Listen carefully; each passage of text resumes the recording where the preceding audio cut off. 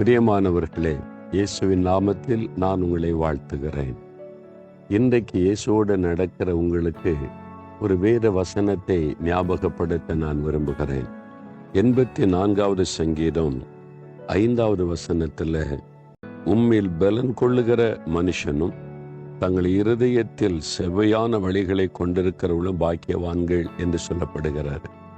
கர்த்தரிலே பலன் கொள்ளுகிற மனுஷர்கள் பாக்கியவான்கள். இந்த உலகத்தில் மனிதர்கள் பல காரியத்தை தங்களுக்கு பலனாய் நம்புகிறார்கள்.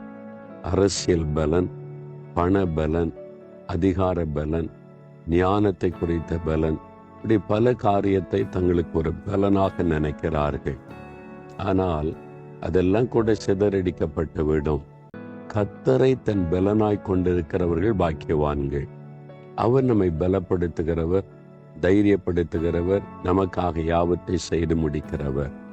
ஒருவேளை உலகத்தின் மக்களை போல அவங்கள மாதிரி நமக்கு அரசியல் செல்வாக்கு இல்லை, பணபலனும் இல்லை, அல்லது இது மாதிரி சூழ்நிலையில் நமக்கு ஆதரவான ஒரு பலன் நமக்கு இல்லையே என்பதாய் நினைத்து கலங்குறீங்களா?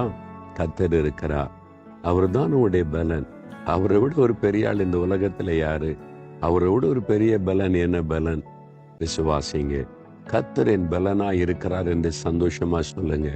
நீங்க பாக்கியவானா பாக்கியவதியா இருப்பீங்க. கர்த்தர் எல்லாவற்றையும் உங்களுக்காக செய்து முடிக்கிற தேவனாய் இருப்பார். தகப்பனே, எங்களுக்கு பலனாயிருக்கிற கர்த்தருக்கு ஸ்தோத்திரம். நீர்தான் எங்களுக்கு பலன், நீர்தான் எங்களுக்கு எல்லாமே. உண்மையே நாங்கள் சார்ந்து கொள்கிறோம்.